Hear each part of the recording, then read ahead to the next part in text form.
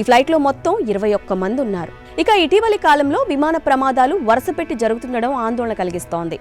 2000 నుండి 2024 మధ్య 26 బోయింగ్ విమాన ప్రమాదాలు జరగగా అందులో మొత్తం 10,000 మందికి పైగా మరణించారు. ఒక్క 2024లోనే 15 విమాన ప్రమాదాలు జరిగాయి. 318 మంది ప్రాణాలు కోల్పోయారు.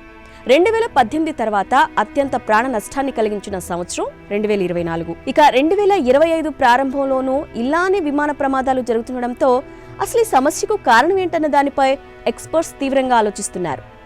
అటు పైలట్ల తప్పిదం విమాన ప్రమాదాలకు ప్రధాన కారణంగా విశ్లేషకులు అభిప్రాయపడుతున్నారు. ఇటీవల జరిగిన అనేక విమాన ప్రమాదాల్లో 50% పైగా యాక్సిడెంట్స్ పైలట్ ఎర్రర్ కారణంగానే జరిగాయట.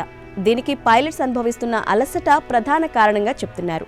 అటు విమాన భాగాల్లో లోపాలు, రాడార్ సమస్యలు, ఇంజన్ ఫెయిల్యూర్ లాంటి సమస్యలు విమాన ప్రమాదాలకు దారితీస్తాయి. 20% పైగా ప్రమాదాలకు ఇలాంటి సాంకేతిక లోపాలే కారణమని సమాచారం. ఇక పిడుగులు, తుఫాన్లు, మంచు తుఫాన్లు లాంటివి విమాన ప్రమాదాలకు దారితీస్తాయి.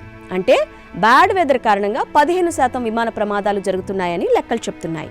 అటు టెర్రరిజం, మిస్సైల్ దాడులు 5% విమాన ప్రమాదాలకు కారణంగా నిలుస్తున్నాయి.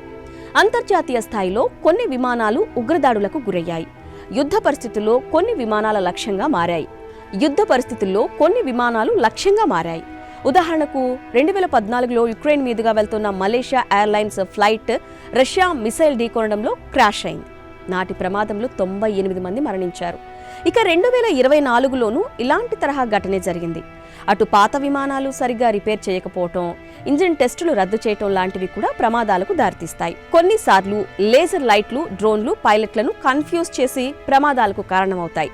ఇలా ఎన్నో కారణాలు ప్రయాణికులను బలి తీసుకుంటున్నాయి.